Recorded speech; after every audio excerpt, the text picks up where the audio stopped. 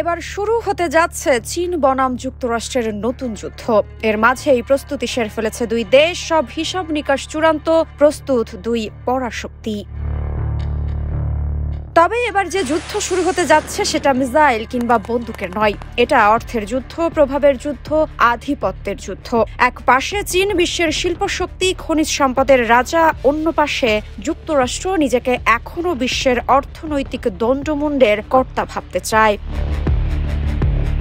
আর ঠিক তখনই 10 অক্টোবর নিজের সোশ্যাল প্ল্যাটফর্ম ট্রুথ সোশ্যালে এক বিস্ফোরক ঘোষণা দিলেন ডোনাল্ড ট্রাম্প। জানিয়েছেন চীনের উপর শুল্ক বাড়ছে 100%, কারণ বেইজিং সীমিত করেছে তাদের বিরল খনিজ রপ্তানি, যে খনিজ দিয়ে তৈরি হয় গাড়ি, স্মার্টফোন, এমনকি আধুনিক যুদ্ধাস্ত্র।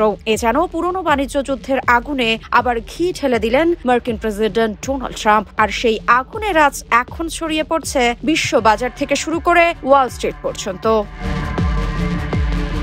মার্কিন প্রেসিডেন্ট ডোনাল্ড ট্রাম্প জানান, চীন থেকে যুক্তরাষ্ট্রগামী রপ্তানির ওপর 100% অতিরিক্ত শুল্ক আরোপ করা হবে এবং 1 নভেম্বরের মধ্যে সব ধরনের গুরুত্বপূর্ণ সফটওয়্যার এর ওপর নতুন রপ্তানি নিয়ন্ত্রণ জারি করা হবে, যা বর্তমান শুল্ক ছাড়ের মেয়াদ শেষ হওয়ার 9 দিন আগে কার্যকর হবে। এছাড়া চীনা প্রেসিডেন্ট শি জিনপিং এর সঙ্গে বৈঠক বাতিলেরও হুমকিও দেন তিনি।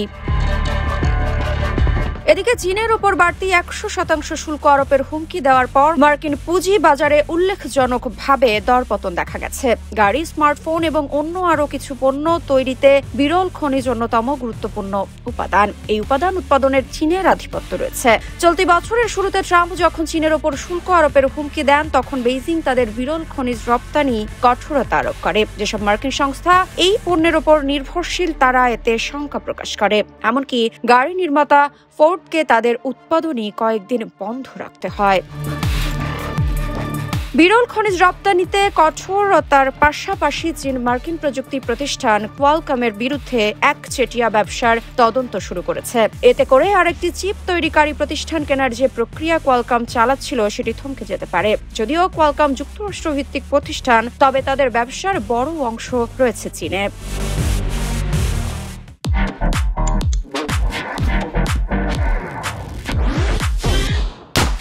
এখানে একটা বিষয় স্পষ্ট, চীনের রপ্তানি ও ট্রাম্পের প্রতিশোধমূলক শুল্কের মধ্যে রয়েছে বিশ্ব বাণিজ্যের নতুন শীতল যুদ্ধ, যেখানে এক পাশে কৌশল, অন্য পাশে অহংকার। একদিকে ক্ষমতার ভারসাম্য, অন্যদিকে অর্থনীতির অস্ত্র।